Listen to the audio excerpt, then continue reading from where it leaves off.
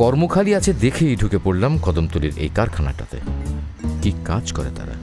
ও আচ্ছা, এখানে তো দেখছি দিয়াশালি তৈরি হচ্ছে। আপনারা কখনো ম্যাচ তৈরি দেখেছেন? ঠিক আছে, দেখাচ্ছি। এটি কদম গাছের গুড়ি।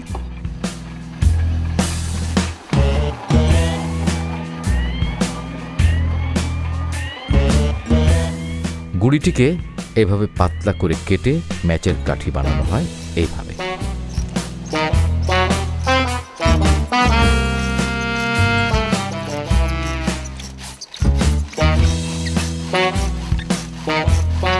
এরপর কাঠিগুলো শুকনো হয় এই ড্রামে পুরে।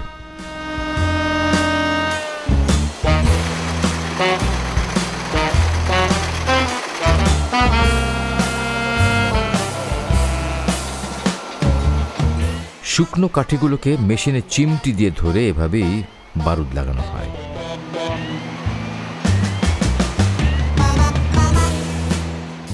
তারপর আবার শুকনো হয়।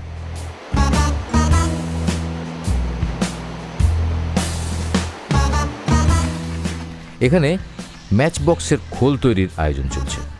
খোলগুলিও মেশিনে তৈরি হয় এবং শুকানো হয়।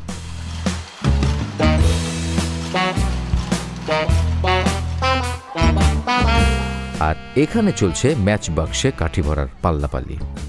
অটোমেটিক হাতে কি দ্রুত কাজ চলছে দেখুন।